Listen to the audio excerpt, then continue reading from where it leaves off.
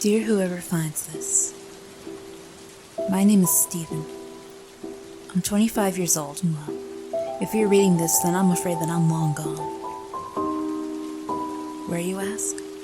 Your guess is as good as mine. Dead, alive, or something much worse, I can't tell you. I'm currently sat in my basement.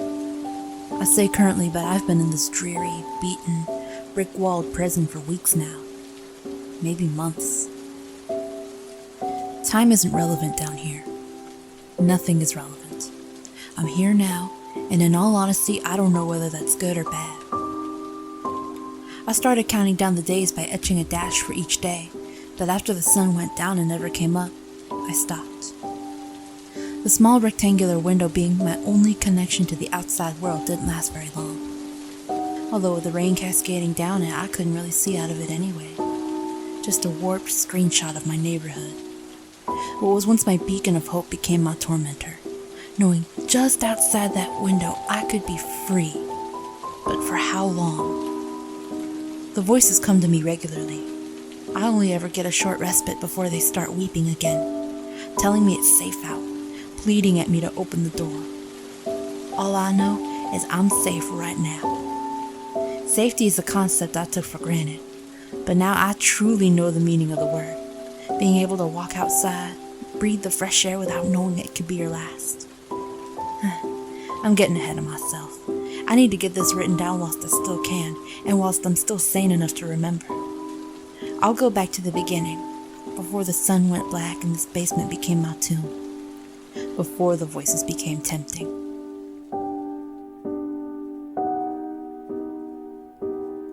I used to have a pretty boring life, stacking shelves 5 days a week, painting portraits and luscious landscapes in the little free time I had in between. Sometimes I'd conjure up morbid scenes, future cities built like concrete jungles, barren nuclear wastelands.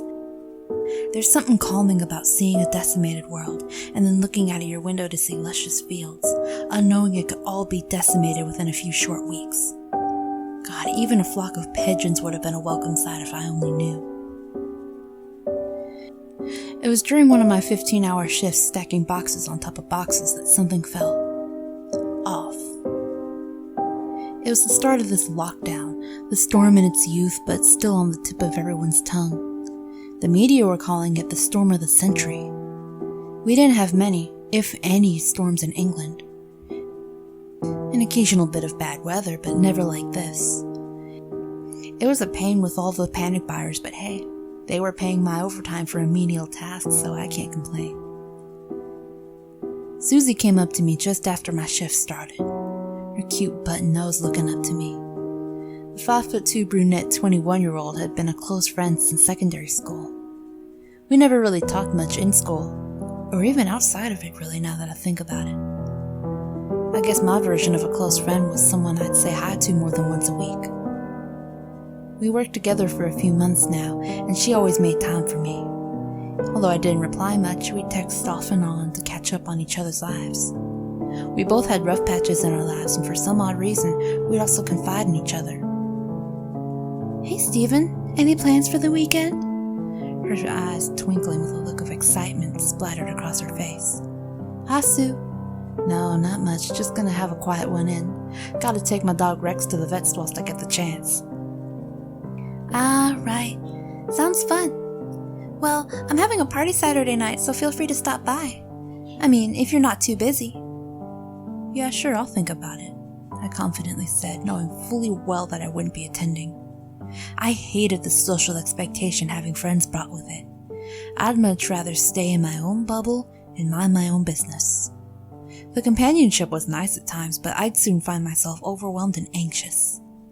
A smile lit up her face instantly to my acceptance as she skipped off down the aisle, leaving me to get on with my day. I popped my playlist on and blocked out the world before getting back to the endless stacking of ravaged shelves, hoping they'd last longer than 10 minutes before I had to repeat the whole ordeal. It was about 6 hours into my usual routine of plugging out the world when it was disturbed by this guttural calling. Distant first. I could hear it in the background when the music was quiet. Thinking it was just parts of a song I'd never picked up on, or a distortion through my headphones. I couldn't make out a single note of it, but it was definitely something. It got progressively louder throughout the next few tracks, right up till it started drowning out my music, then my thoughts, till all I could think and hear was it. I ripped out my headphones, hoping it would end my torment. It worked for a split second, my ears trying to recover, but then, just as quickly as it had stopped, a gargantuan boom echoed around me, reverberating through my bones. Come here, come here, come here. I snapped to and realized Mrs. Peters, one of our late afternoon shoppers, was calling me. Come here, she barked whilst pointing to the can of dog food just out of reach of her frail, bony fingers. The veil of anxiety washed away just as quickly as it was coursing through my veins. Of course, coming, I cheerfully exhaled as I reached past her, plucking the can of processed crap that her dog would happily munch down on later. As she snatched the premium dog chum out of my hand, I noticed something. Her hands. They were completely white and frozen to the touch. I swear my heart skipped a beat when she touched me. A vicious sweat broke out across my brow instantly as I saw her eyes. Oh my God, her eyes. The usual brown safe haven of Mrs. Peters' warming eyes had disappeared. All I could see was a never-ending abyss in place of those dark amber eyes, staring into my soul, judging my every sin. I felt completely powerless. A sharp pain seared into the back of my skull, crippling me completely. The calling came back. This time it wasn't distant and it wasn't coming from her. I mean, she was mouthing the words, but I could hear it inside my head like a siren wail, intoxicating my very existence. Whilst this didn't sound like the usually chirpy pensioner, it definitely sounded like the monstrosity stood before me. I stumbled back, hitting the shelves behind me, causing a small army of cereal boxes to crash to the floor. Every cell of my being wanted to just run out of the store and never come back. I looked up, terror somehow playing me like a puppet master, even though no part of me wanted to see that thing again. She wasn't there. I don't mean she had walked off. She took about a year to get around the shop as it was on a good day. She completely disappeared. In an aisle full of customers acting as roadblocks, how could this 82-year-old lady disappear without so much as a trace? Worst of all, that damned can was back on the shelf. I picked myself up and steadied myself. Trying not to look crazy after already making a fool of myself, I patted my shirt down, pushing the picture of Mrs. Peters' God-forsaken face to the furthest recesses of my mind. A few people saw and gave me odd looks, concerned, but definitely confusion riddled within. I plastered a fake smile on my face and got on with my day. The rest of my shift went off without a hitch, trying to forget about the day's earlier event, just attributing it to my overactive imagination and a little old lady demanding help who managed to pull a Houdini with all the extra bodies in the store. I was working ridiculous shifts and tired to no end. I just needed a rest. Right? It wasn't that easy, though. I had this overpowering feeling of dread poisoning my every thought. Thinking back now, I shouldn't have been so naive, but hey, no one could have predicted what was to happen, and in all honesty, what could I do? Anyway, I was just about done with my shift, drained, hungry, and ready for a quick bike to my empty 2-story wooden farmhouse passed down through the family. I was the only one left of the Charles family. My mom passed away when I was just 7. Breast cancer. My father, a drunk who didn't know what he loved more, alcohol or himself, ran away shortly after, only leaving a note at the foot of the basement door. No one has heard from him since. My grandparents took reign of my childhood, and I can't lie, they gave me a good life. They let me run free, and well, I guess that's why I'm the way I am today. When I turned 18, the house got signed into my name, and I lived there ever since. Being a kid in the middle of nowhere, without anyone your age, means you have to find other ways to entertain yourself. I used to have a few imaginary friends. I forget their names now, but they helped a lot. My background doesn't matter too much to this tale. I used to have to go to the doctors a couple times a week as a child. After a couple years pumped with medication, my grandparents stopped making me go. Thought it was too much for someone my age. Thanks to everything I had to take and being so young, I forgot what it was that I went for exactly. Sorry, I'm losing track again. I'd like to say that was the only encounter I had that day, but cycling home at 1 a.m. was like walking to Mordor. The shadows taunted me, enticing me to take just one look. No matter how hard I tried to focus on the roads, each alleyway whispered my deepest desires, my inner fears. I could feel every hair on my body raised, goosebumps tickling my arms. The hordes hidden within the depths of the winding side roads challenged me to look. The rain had started to hammer down, calling my attention to remain on the roads. Turning the block just before the home stretch usually gave me a second wind, carrying me back to those 4 warm walls, my shelter from everything and everyone. That's when I heard a piercing scream. It wasn't just calling for anyone either. It called me by my name. "Stephen! Please, help!" I slammed on my brakes, almost flying over the handlebars, and just stopped for what felt like forever, scanning the area like a captain with his periscope. "Stephen!" A chill ran down my spine and didn't stop until my whole body shivered. It was right behind me, not in one of the den of thieves shrouded in the darkness, but what felt like 2 feet behind me. Every logical part of me was telling me to go, don't turn back, get home, bolt the door, and hide. After an age of deliberating, I slowly craned my head around, right foot resting just above my pedal, ready for a sprint. There she was. It was Mrs. Peters. Those same vile eyes staring me down, consuming me. The flickering streetlight barely illuminating her corpse-like body, but there was no mistaking those eyes. This time I could see further into them somehow, as if the darkness of the night enveloping around us gave them more strength. I hadn't noticed at first, but she was completely bare. No clothing, nothing. Her feet dirty and black from the gravel. You'd think that was enough to unnerve me, and I suppose it was. That's when I noticed the skin on her body. It sagged, but not like it naturally would through old age. It was as if it wasn't hers, or at least wasn't whatever was stood in front of me. I've never seen skin so white and devoid of life. I didn't wait to see what she had in store for me. She started to reach forward as if begging for help again, just as she did at work. Before her hand had lifted even an inch, I threw my right leg forward, pushing down on that pedal as if my life depended on it. I didn't stop. I barely even took a breath until I saw my front door. I ran in, hearing it again. "Stephen, it's me."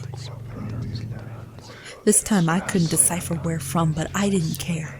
If I got inside, I'd be safe, right?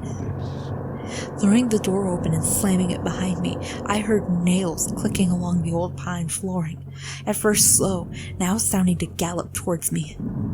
The image of the woman running towards me, skin trailing behind her like a flag, flooded my thoughts. I started to run, and just as I got to the foot of my stairs, something lunged on me, making me collapse on the floor. My head thumped off the floor, throwing me into a state of shock, and without thinking, I covered my face, fearing the worst, praying to God to make it quick. Don't make me suffer. I felt its presence bearing over me, blocking out the porch light shining through my front door, the clicking of its nails sending shrieks through my body. It got closer. I felt a warm breath on my hands, being my last bastion of defense.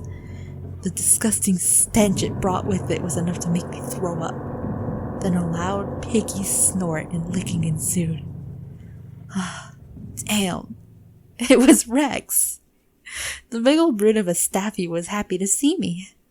Lord knows I was happy to see him too. I let out a sigh of relief, feeling all the tension fade away, pushing myself to a seated position against the wall, and played with him for a few minutes. I immediately forgot about what had just happened. Dogs have a way of doing that. I got myself a quick shower, made dinner, and went to serve Rex his in a dog bowl he protected with his life. Looking for the dog food, I noticed something. Among all the cans, there was just one out of place. Now, Rex was a fussy dog, believe it or not, so I knew to get the same select few each time.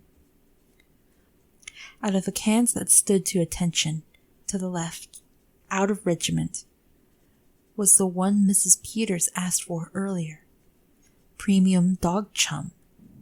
The thoughts crashing down on me again like waves on the coast, a second panic attack starting to usher its way in. Without second-guessing myself, I picked it up, opened my back door, and threw it. Not very neighbor-friendly, but I had had enough. Trying to convince myself I wasn't crazy, I served up Rex's meal, and shortly after got myself into bed. As much as my brain wanted to process everything that had happened throughout the day, I was exhausted. I drifted off in record time. The next morning I woke up, head foggy.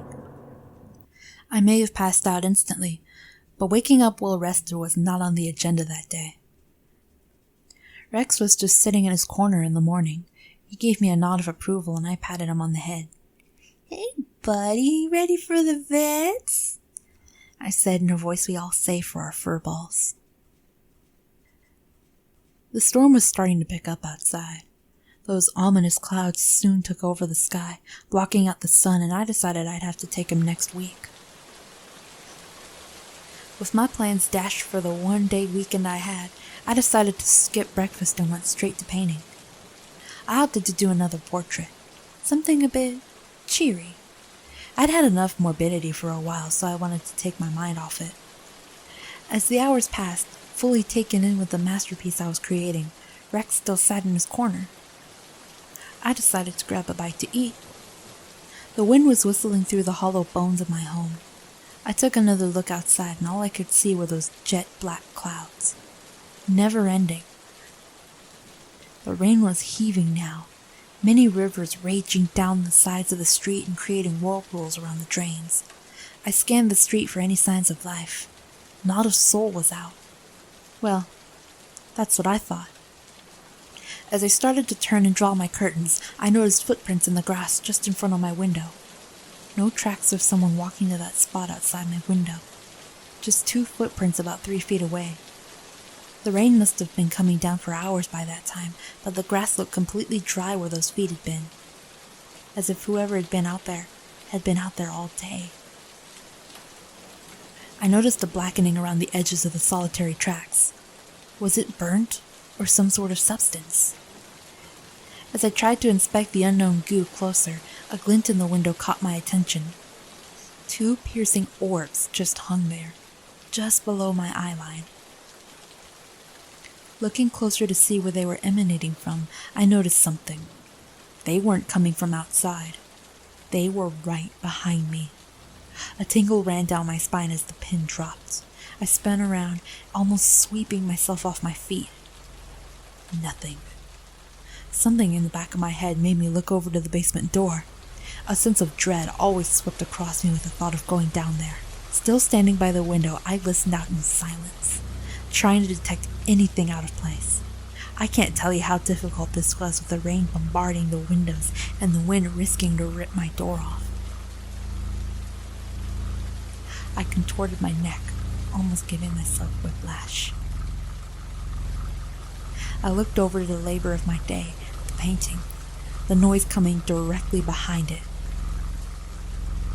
In denial of the terror I was experiencing, I crept over to it.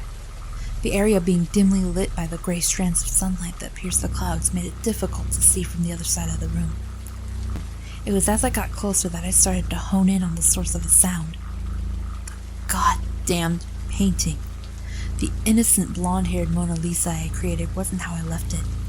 The hair that boasted a light gold was brown with dirty gray roots threatening to take over. The smile that once shone brighter than the pearly whites now featured brown, decaying teeth which no longer sat where they should. I couldn't breathe. A new voice came to me that instant. It imitated Susie. Badly. Gargled words plagued my mind. I was too shaken up by the picture to even try to comprehend them. If I could hazard a guess now, parts sounded Latin, but I feel some of the things I heard weren't intended for human ears or minds. They paralyzed me, leaving me a complete nervous wreck. Unable to move, think, hell, I don't even remember breathing. As terrifying as they were, I felt a sense of clarity and something familiar about them from my core, which didn't manifest itself until afterwards. As suddenly as the tongue of ancients started lashing my mind, they disappeared. Turning back to that ghastly painting after having been on all fours, clutching my head, it had returned to the serene woman it was before. No eyes of pure sorrow, no tattered skin, and her teeth back to their former glory. Knowing I was beginning to fall into a madness concocted by my own mixture of lack of sleep, anxiety, and my own worst enemy, my mind, I decided it was time to go to sleep. Rex hadn't moved all day, hadn't touched his bowl of food either. Before I hit the hay, I decided to replace his food, just in case he started to get fussy with his usual delicacy. Picking up the first can I could reach from the cupboard, I lazily opened it and lathered it into his bowl. To make sure he had something, I also put a couple dog treats next to his bowl. The little guy hadn't eaten all day. Finally, nothing to do but surrender to the night. My head hit my goose-feathered pillow, and I was lost in the comfort of my king-size mattress for once. I was plagued by horrible things that night. Even now I can't quite recall what I witnessed or what I heard, but this overbearing feeling of doom took over me. The only thing I can remember is seeing the blackness, the ever-evolving dark that seemed to take form and dissipate into nothingness. Endless. It was almost the same as when you close your eyes in the dark. Your eyelids firmly shut, but your eyes still functioning and seeing nothing. Multicolored strips flash by, and you know nothing is there, but your instincts scream at you to open your eyes. I woke up, sheets soaked and my body dripping with sweat. A buzz of paranoia overwhelmed me. Every limb felt like static as my nerves were bombarded. Scanning my room, everything was in order. No boogeyman ready to pounce, and no noises other than the rain and the wind whistling through the neighborhood. I laughed to myself, gave myself a quick pep talk so I could get ready for a long day at work, and jumped in the shower. Getting out of the shower, towel draped across me like a Roman emperor, I heard a quick tapping on the front door. It got louder and louder. Whoever was down there must have had something important to tell me, as long as it wasn't one of those idiot door salesmen. No, I would not like your miracle cleaner. Throwing my dressing gown on, the tapping turned into loud bangs. Let us in, roamed through my house as I clambered down the stairs. The wind really must have been picking up as the call for help drifted away and didn't really begin or end from the door. I got to the foot of the door and swung it open. I heard you the first time. I have a doorbell, you know, I said, trying to act as alpha as I could. There was nothing there, again. Nothing except a torrent of water and wind buffeting my porch. The storm was getting into its worst now, and I could see the trees swaying as if they had no roots. The piercing but distant sound of sheet metal warping and grinding could also be heard in the distance. I was shook up from the last few days of panic buying, and whatever it was I'd been seeing and hearing, I completely forgot my house was in the danger zone for the storm. Knowing I wouldn't be able to go into work until this cleared, I called in and told them I wouldn't be there. They didn't understand my reasoning, but I didn't care. I wanted to stay safe, and going to work during this wasn't happening. Instead, I decided to stormproof my house. This was an older house, and whilst it had been standing strong for a few generations, I wasn't stupid enough to think the house could take the full brunt of a storm without a little help. I threw my heavy-duty jacket on, boots, and waterproofs, and ventured out into the local hardware store to pick up some 2x4s and nails. The second I stepped outside, I was challenged by the ungodly weather. Soaked within seconds, I ran to and from the store, almost getting pushed into the road numerous times. Getting home, I quickly got to the task of boarding up my windows. I made quick work of it, fighting the wind as it tried to wrestle the planks from my grasp. As I was getting to the last ones, I realized this was where the footprints had been. Surveying the grass, I couldn't see them now, or the black remnants that should have been burnt into the terrain still. This eased me a little. Knowing what I'd seen the other night wasn't there, it could have just been my imagination brought everything into perspective. Finishing off, I debated whether covering the windows was enough. After getting weary of the rain within the next minute, I decided to leave it. No need to board the windows, I thought. Not yet, at least. The storm was predicted to last about another week, and things went without a hitch the first 2 days. Nothing to scare me or entice me out of my home. I painted like never before, using the visions I'd had as inspiration instead of a fuel to burn myself to the ground. It was day 3 when I started hearing the scratching. Minding my business and playing with Rex in his corner, the sound of nails on a chalkboard screeched through my soul. It was coming from outside my living room window, where the footprints had been. The slow, insidious noise that demanded all attention slowly got more erratic. Walking over to the window, I tried to peer through the slats of light, staying hidden from the instigator of the sound. The sky had a red hue to it, with dark gray encompassing almost every inch visible. But in front of my window stood something. This wasn't what I was used to.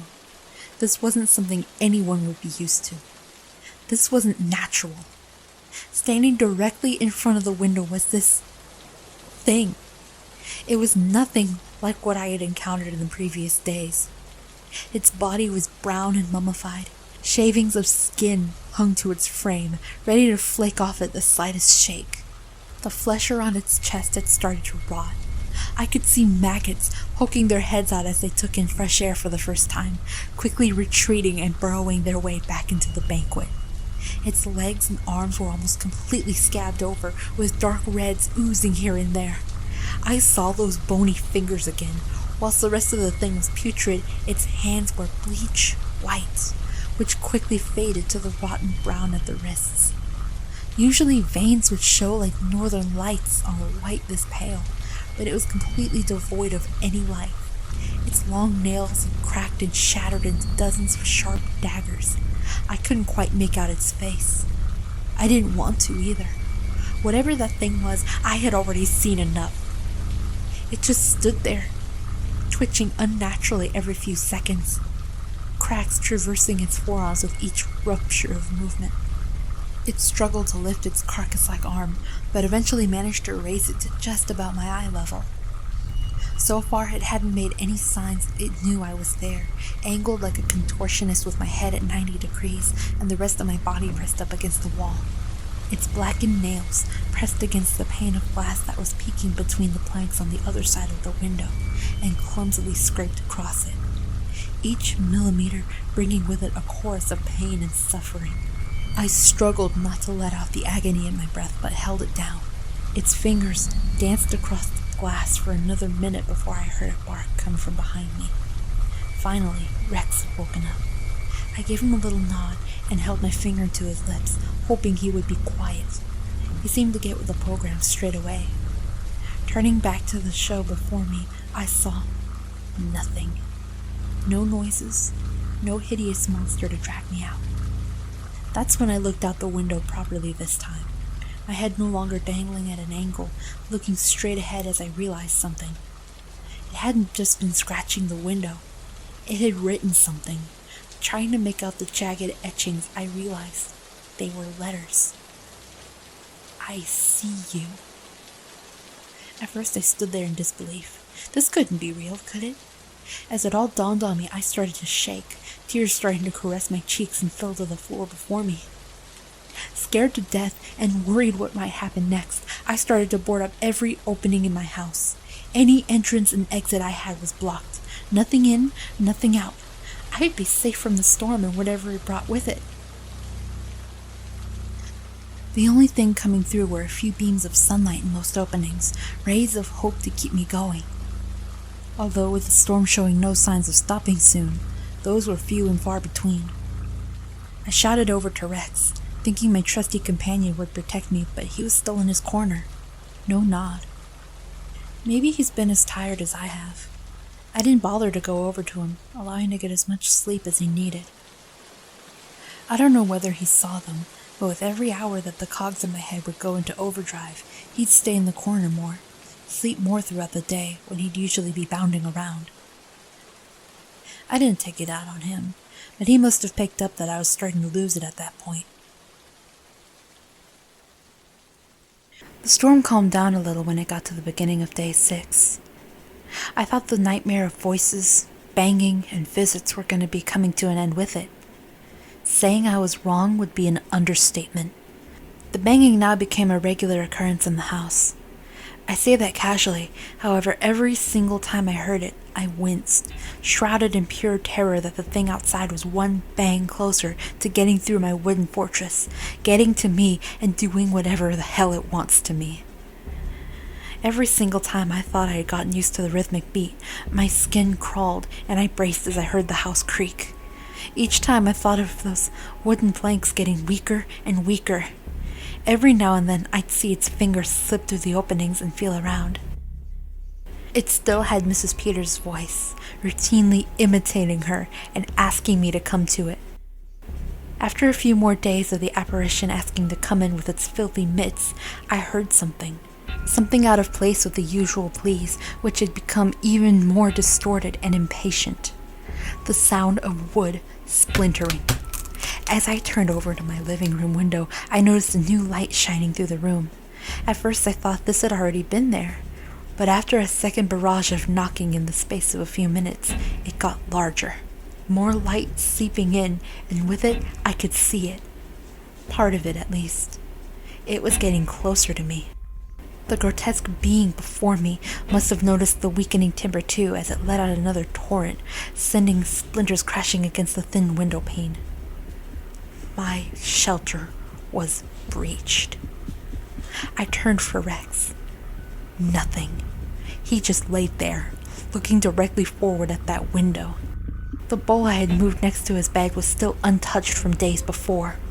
Calling to him, his ears wouldn't even lift in acknowledgement of my cries. Not knowing what else I could do, I just stood there, waiting for whatever this thing had in store for me. I stood frozen in place for what felt like hours, eyes glazed over watching it. The banging subsided shortly after, but it was still standing there. To my horror, a new sound resonated through the bones of my home. A weird creaking. I couldn't work out what the hell it was until I saw those rotten fingers wrap around a plank of wood directly at eye level. They clamped around it through the thin cracks and suddenly started pulling at it. No. My vision started going blurry and an overwhelming queasiness flared up inside of me. The 2x4 started to bend and flex, and with it I could hear the sound of nails being yanked out. One was ripped from the safety of the window frame and I heard it ping off the patio outside. Before I could even move, a block of light blinded me. The first plank was gone and I finally saw its face. This thing was much larger than I initially thought. I was in line with its mouth and jaw, or what was left of it. Hanging completely agape, I could see 3 sets of teeth lining the roof of its mouth, all starting in separate places but intertwining as they grew out. Many were missing, and the large majority of them were green and blackened.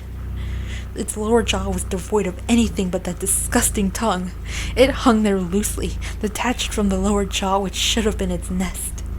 I could see bloody crevices scattered inside, assuming that had been where its upper teeth laid before its jaw fell open. It didn't have any hair on its head, just a rotting scalp littered with craters and missing chunks of flesh. The rest of its face looked ready to fall off as the skin clung to its extremely bony features. Bags drooped around its soulless eye sockets. To my dismay, the sockets were empty.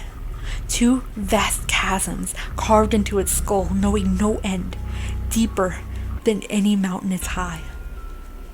I let out a whimper staring into that thing's open mouth. I could see everything and nothing inside, all at the same time. I was unsure if what I was seeing was a conjuring of my own warped mind. It twitched immediately, its putrefied body agonizingly close to ripping apart. After it had finished its centipede dance, it stopped, mannequin-like in front of the window. I took the chance and started to back away from the new entrance into my home. Right foot, left foot, right foot, left foot, right foot. A moaning was let out by the antique wood floor beneath my right foot as it ached from the weight of my body. As quickly as I turned to look at the source of the "I'm here" alarm, the thing started ripping at the rest of the panels as if they were twigs. Its arms got caught up between the planks as they broke through, blood oozing out of the old infected wounds scattered across them as it plunged farther through. The sound of tree flesh being ripped apart was suddenly overridden by the voice in my head again. Come here. I felt every syllable chime through me. This time was different, though. This time the voice had a face to it. This time it matched the abysmal horror in front of me.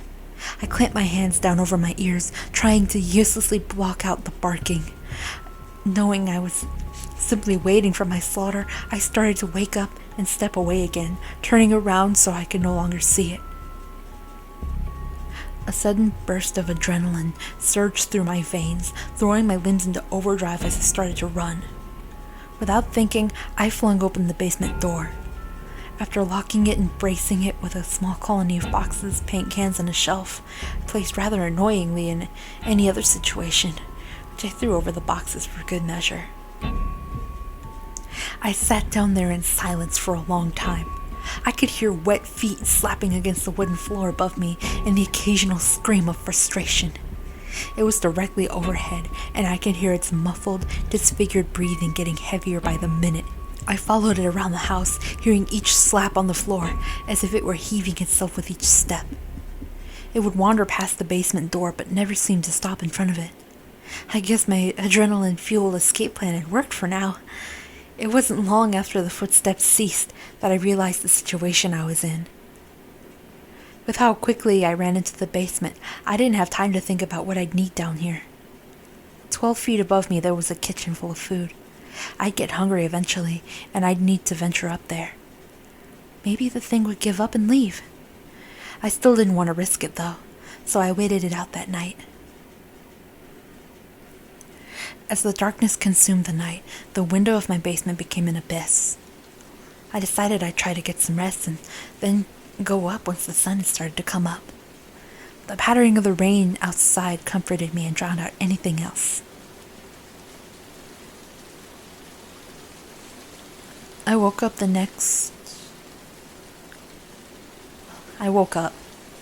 looking to the window and still seeing no color.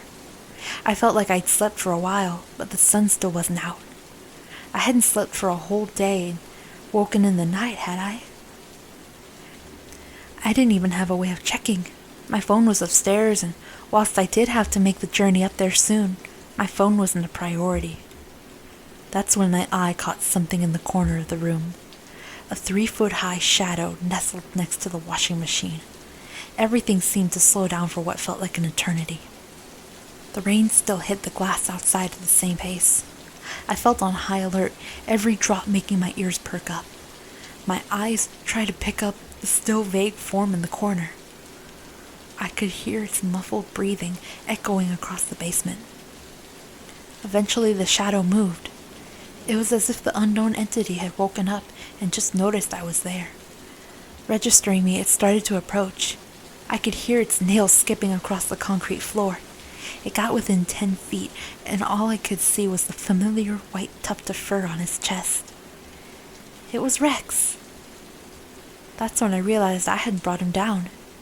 In my own selfish survivalist actions, I forgot. I'd thought of going up for food, but not for Rex. How could I forget him? But then, if I hadn't brought Rex down, how'd he get down here? He was definitely still in his bed when I ran down to the basement. Surely I couldn't have missed him running down the stairs with me. Even as I'm writing this now, he's still on the other side of the room. The light from the single bulb hanging from the ceiling doesn't reach that side of the cellar. He's still not come out of the dark.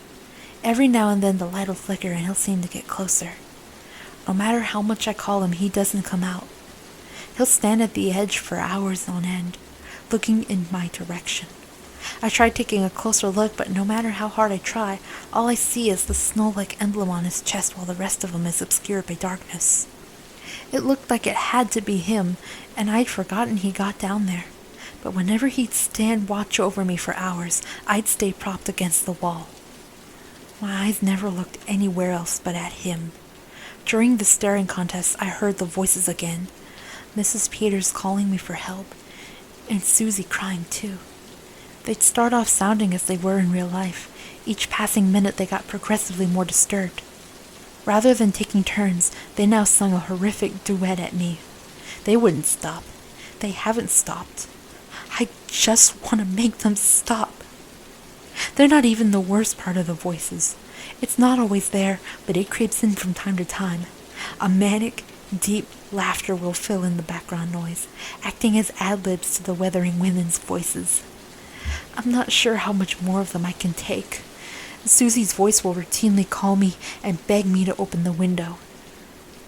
When she speaks, I completely avoid looking to that part of the cellar. I don't want to see if she's there. I know she's not there, but if there was a face to this mocking of her, I didn't want to see it. Another few restless sleeps later, her voice would be accompanied with a whittling sound at the glass. I started to place my hands over my eyes and open my fingers slightly so I can just see the smallest sections through them. This way I can slowly look out the window with less chance of getting an eyeful. I'll scan each corner and work my way to the center of the glass, and each time I do, I see a new etching. It's trying to spell something again. It hasn't finished it yet, but I'll keep you updated on that. Now the voice reminiscent of Mrs. Peters hasn't stopped saying the same thing over and over. All it ever says is, "Come here." Never ending. Once every dozen times it lowers an octave and gets more hoarse, sounding in even more pain each time. I hear her, along with the wet slapping of feet upstairs. They won't happen every time, but after a few hours, they come back, taunting me, freely hobbling through my own house whilst I'm trapped down here. They've constantly barraged me, to the point that I'm unable to think of anything. I'm unable to feel anything. All there is are the voices, the footsteps, and the high-pitched scratching at the damn window. Even though the voices seem to have no host, I can clearly tell they're coming from somewhere. Susie's voice from the cellar window, Mrs. Peters beckoned from the top of the stairs. The only one that I still can't pin down is that laughter. I feel every bit of malice in it. I feel the fact that whatever is making it, it really wants to hurt me. I've somehow handled the rest of this nightmare just about, but whenever that laughter starts, I can't stop the tears from rolling down my face as I feel the hatred instilled in terror. I'm completely powerless to it. They are nowhere, but they completely surround me every waking minute. I've managed to write all of this down now, and for the first time in however long I've been here, everything's been quiet. I can't hear any steps, no voice or laughs to torment me. Even Rex has sat in the corner and hasn't moved for the past half hour. I think that's how long it's been at least. There's no way of actually telling. The howling wind and rain has eased up, and I can see still clouds in the sky. It's still overcast with no hope for the sun to shine through and wash away the void, but not pitch black like before. The stillness in the air is refreshing, although stifled by the dust molecules that continue to circulate around me. The bulb dangling above me is starting to flicker, though. With each passing minute, the basement is getting darker. I'm not sure how much longer I can stay down here. I think I'll just get some sleep for now. Nothing else I can do. When I wake up, I'll make a plan to get out of this hell. I'll update you soon.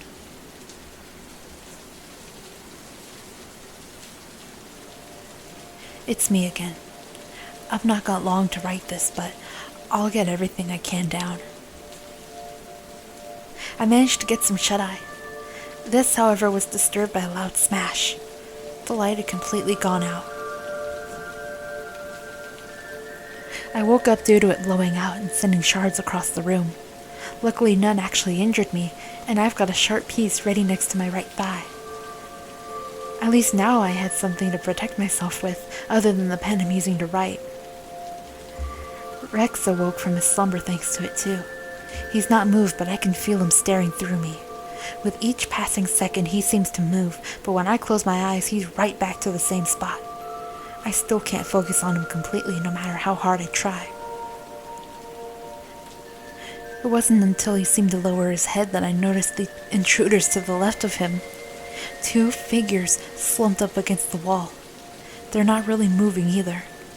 They're both contorted awkwardly, husky breathing following suit.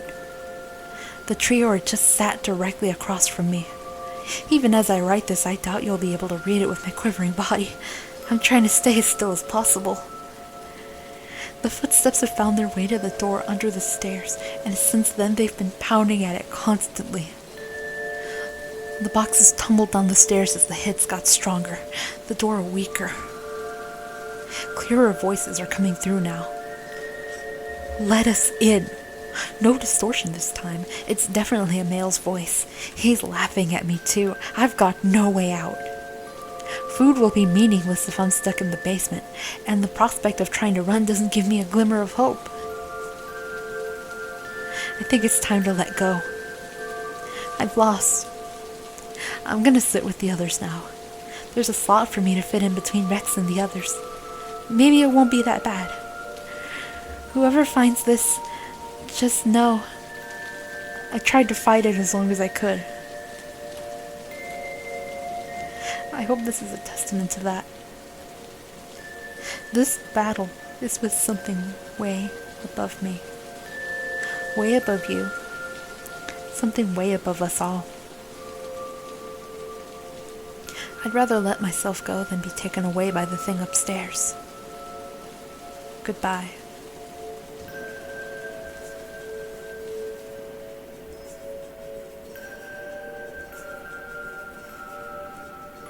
Hi, my name's Tim. I'm not relevant to the story, but I've just moved into my dream home, and after hearing scuttling from my cellar, I stumbled upon this notepad. I managed to buy this place far cheaper than market value, and I think that'll help explain the madness that this poor soul went through.